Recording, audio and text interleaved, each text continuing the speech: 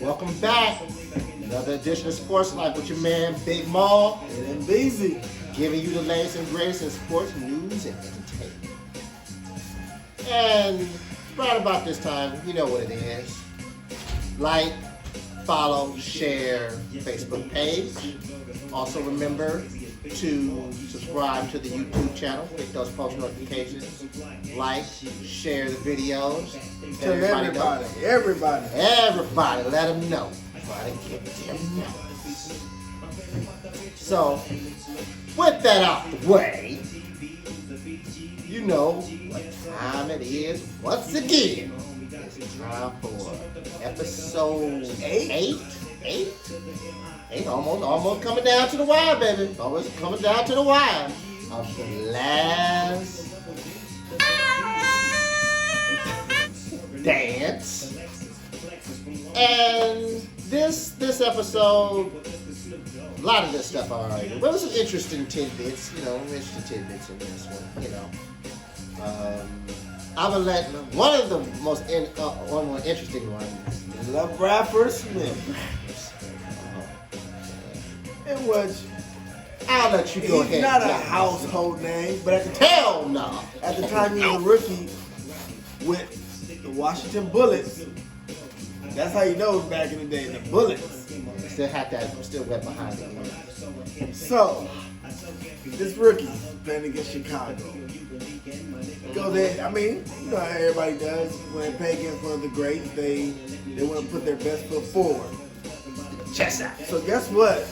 He had a hell of a game. He did. Nebraska put up 37 on Jordan. 37. Jordan couldn't buy a bucket. Yeah, Jordan had off night. Hey, So- that's everybody. And everybody knows Jordan. Once you do something to kind of get his attention, the next time you play him is not going to be good. Nah. So at the end of the game, LaBradford, with a name like LaBradford, you shouldn't be talking.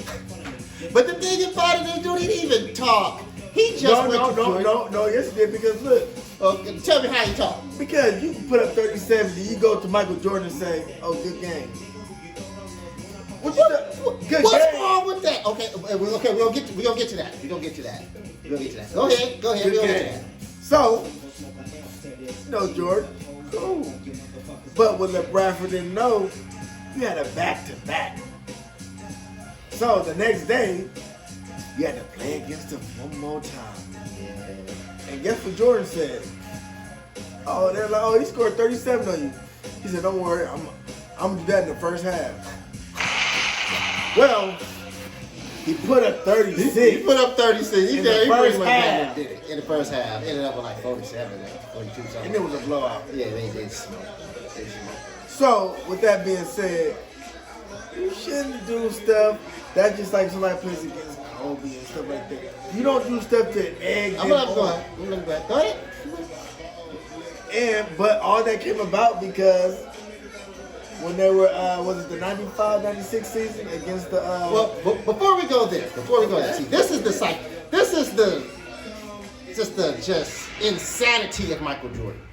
So, we heard that whole story. He went up to him, said nice game and everything. They went to Jordan later on, and they asked him, so dang, he went to you and said nice game, and you do the brother like that. He said, your kids, you do him like that? Jordan looked at him and was like, he smiled. No, that didn't happen. It didn't happen. He never went to him and said nice game. He is formulating fake beefs in his head so that he can go out there and destroy you. He's making up shit. No, guess what?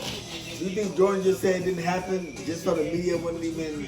Hell no. He makes stuff up. If there's no fire, there's no fuel for the fire, he will create something in his head so that he can use for fuel for the fire. He made it up.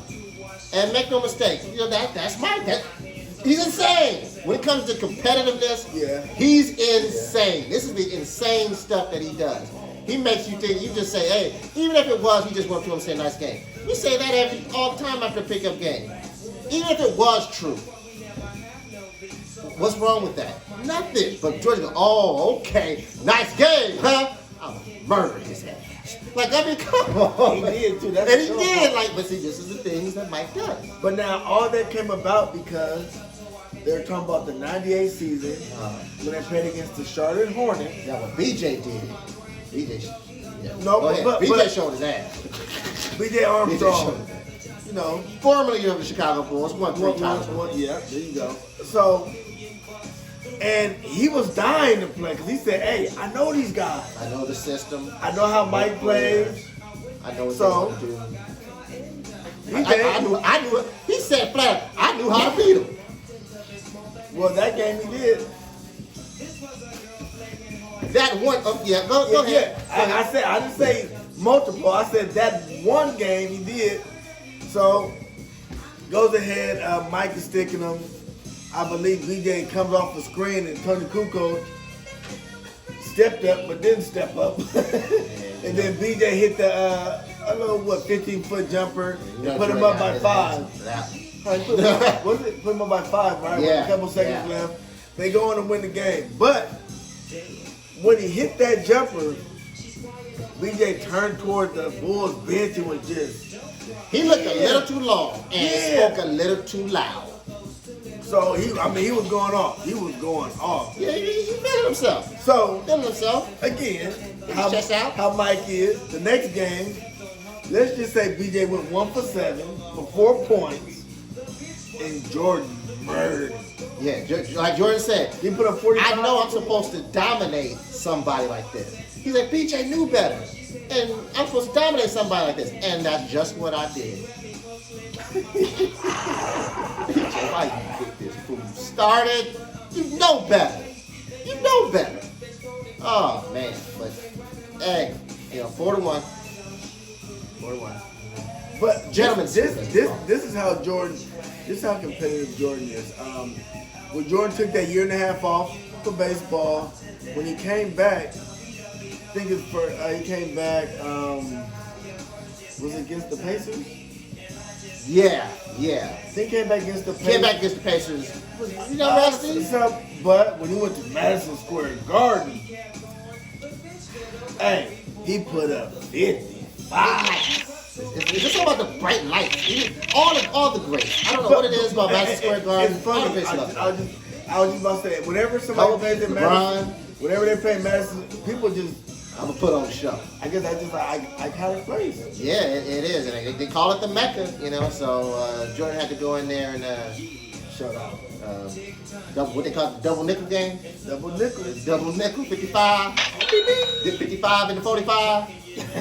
I mean, yeah, he gave it to him that night. And, they went on to, they're talking about, we came back in that was 94, 95 season. And, played well, but then... Was that against Orlando when they lost in the... Yeah, they did. They lost against and Orlando. he was mad because why? Horace Grant was on Orlando. Yeah. Remember, the only thing that... They didn't want to pay him. The only thing that they were missing was a power forward, That, which was defense, Horace Grant. rebound. And Jordan, you gotta realize Jordan's conditioning. He wasn't tired. quite. He even said it. He was like, I was in baseball condition, not basketball. Nah, you know what I'm saying? I'm sorry, it's a lot of standing up. But guess what? When they lost that game, remember Jordan talked to his agent. Remember? Yeah. Oh, it was a trainer. Yeah, the trainer. He talked to the So trainer. when do you want me to come back to He get started said training? tomorrow. I see you tomorrow. Hey, and he worked that whole offseason. Yeah, I think that was the offseason they shot Space Jam. Yeah, when he remember, this is the crazy part. Shooting Space Jam. That's the all-day thing when you shoot a movie. Then he's doing pickup games for 3+ hours. Here's the thing. They built pretty much a basketball training facility on the set. And now you know Jordan's gonna take full advantage. Well, yeah, that's what I'm saying. He made him build because he was like, I'm still gonna do this movie, but I I'm need gonna to work use out. the off hours, whatever, to get it ready for basketball. And he actually called a lot of like NBA stars, Reggie Miller and all these guys, and Chris Webber and Hey, they was like, man, And we was Juwan like, okay, Howard. that's enough. He just didn't want to stop. yeah, they showed up. He was like, man, this was, Reggie was saying those were intense pickup games going on. Like they was going at it out there. I can only imagine. And he used it as a lot of the top stars showed up, and he kind of used it as this kind of, getting in shape for myself, but kind of scouting How everybody's gonna be. the current stars of the league. This your move, huh? Okay, this how you play. Oh, he Okay. like from that spot. Oh, he like from here. It's like the ball here. Man, he was diabolical. Diabolical. You shoot the damn kids movie, you know some diabolical Now, crap. was that the same season We're going to the 95, 96. that Steve Kerr, you stood up for yourself? You did do that. Yeah, he did. Yeah, he did. Phil, you put that man in a horrible Yeah, he situation. did. You know what I'm saying? He punched that dude. Jordan punched So that dude what happened straight was up. they in practice, and Jordan's like, man, Phil's calling all these ticky-tack fouls. So Steve Kerr gets the ball, and Jordan just, bam, just gives out. Well, he shoved him, right? An elbow, a shove. Yeah, Kerr hit him it in the was- chest. Yeah. So he turned around and popped him right in the eye. No, but I'm talking about before that, Jordan said he fouled Kerr. Remember he fouled him? He was like, no, that's a foul. Yeah, He was like, now that's a foul. So then that's when because Kerr was like, hey, I'm competitive too. So what he do? Bam, he go ahead and hit Jordan in the chest. And that's when Jordan just, bam. Tacked him. Straight down. But- Cold cocked him in the eye. He got the man's number. Yeah, he did. He felt bad by it. He He really felt got bad Kerr's by it. number, called Kerr. But you know what Steve Kerr said? He was like, man, I stood up for myself. And guess what? From that moment on, Bless Jordan you, respected him. Because Jordan Yeah. said, hey, He did. don't nobody really stand up to me. You did. Yeah, that's true. That's true. And they bond got closer, and Jordan felt like, hey, I can depend on you. Yeah. And that 95, 96 season, Was that the 72 and 10? that was 72 and 10. They smoked everybody. To the I mean, point, it was bad. Hey, to the point to where Pippen talking about, he looking at the schedule and said, hey, I don't think we're going to lose for the next 3 months. Yeah. Who does that? That's a win. That's a win. That's a 15-point win, Yeah, 15 20. win, yeah. This one, we may beat them by like 8 or so. But, Yeah, that might be a tough one too. but I don't see us losing for the next 3 months. Yeah, man, they put it on the league. They put the league on notice. I said, wow. And pretty much ran shot through the playoffs from, like I said, 72 and 10 regular season. Ran shot through the playoffs. But now let's carry back to the season before when they lost to Orlando. A certain guy by the name of Nick Anderson Stole the ball from Jordan. stole the ball from Jordan. Then after the game, after Orlando won, he went on to say, 45 ain't like 23. and what we mean by that is He was wearing 45, the number 45. he was wearing 45 because he didn't want to wear 23 because when his dad passed away, he Yeah, didn't it was a wanna- new beginning. Yeah, You know what I'm saying? and 45 was the first ever he ever wore in basketball. Right, so right. he was like, I'm gonna go to 45. So basically, Nick Anderson was mocking him like, "Hey, you wearing 45. Wish could have had number 23 guy, but this number 45 guy, you average." Yeah. And he tried to change. Jordan did change it to 23 during that series, but the condition. But he came back. But he came back and killed the next game though. Yeah, he did. He did ball the next game, but they just still kinda- lost. But the next season, Next season. guess what they saw? Guess what they saw in the playoffs?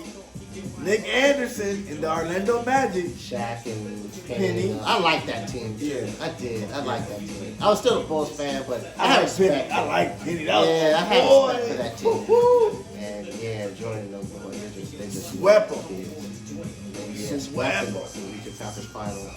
And then Supersonics. the Seattle Supersonics. Now, I'm gonna let you go ahead. the first game or two, they didn't have Gary Payton, which is AKA the glove. I love the glove. That was like my What? second favorite player in that Yeah. So they didn't have him on Jordan like the first game or two. Then they ended up putting Gary Payton on him. And Hey, he gave Jordan problems. But he claimed he gave Jordan problems. Jordan, if you see the clip, Jordan's laughing like, because he was like, didn't have to laugh at yeah, him like that. I was turning him out and I was being physical. And Jordan was laughing like, Talking to him, he gave you that. Once again, he gave you that. hey, but guess what? You know what Jordan said, and it's what cracked me up. Jordan was like, man, I had other things on my mind. Yeah, I'm like, the glove. The glove. Yeah. I had no problem with the glove. I had absolutely no problem with the glove. I had that on my mind. Hey, look up Gary Payton the glove. Yeah, he was nice. And he talked trash. Oh, he's the greatest trash talker in NBA history. And he still talks trash on the Big Three. Yeah, and he's a coach. Yeah. So they went on to win that series, 4-2, and I feel where Jordan come from a little bit. This was going to be the first championship that he was winning without his father being And he broke down in that locker room. Yeah, he did. Because even I feel him on that. The thing that I do respect is that when they interviewed him, he was like, hey, they asked him about his dad, because his dad would always be like, right there on his shoulder, like throughout any good moments he had, and just in general. Right. And he really was like, you could tell he was hurt. He was like, hey, this is for my mom, my dad, my family. Like, hey, this is for you guys. This is for you, Dad. Yeah. And this is how strong Jordan was. He did the whole little interview. Yeah. Got in that locker room, broke down. Yeah. Broke down. He kept it together for as long as he needed to, and then he just let it loose. Much respect to him. Much respect. But with that being said, please share, subscribe to Sports Life with Big Maul and MBZ. Make sure you hit those post notifications. Make sure you like it. Make sure you tell a friend, and tell a friend, and tell a family member. Just tell everybody. And remember to follow, share, and like the Facebook page. Share, follow, like all the videos and the funny little posts that we're putting up there. We're constantly on and trying to find little nuggets to give you, little contents to give you, things of that nature. And also, if you have comments, let Oh, us man. you know what? Go ahead, reach out. Holla at your boys. Holla at us. You know what it is. We'll try to get back to you in as early as we can, but we want feedback. We want to know what you guys think and what we can, Give us your opinion. what we missed out on or anything. Please. Yeah, for sure. We love that. And with that said, that's another edition of Sports Life with your man, Big Maul. And then busy. Until next time, and remember, y'all, wash them damn hands. Peace.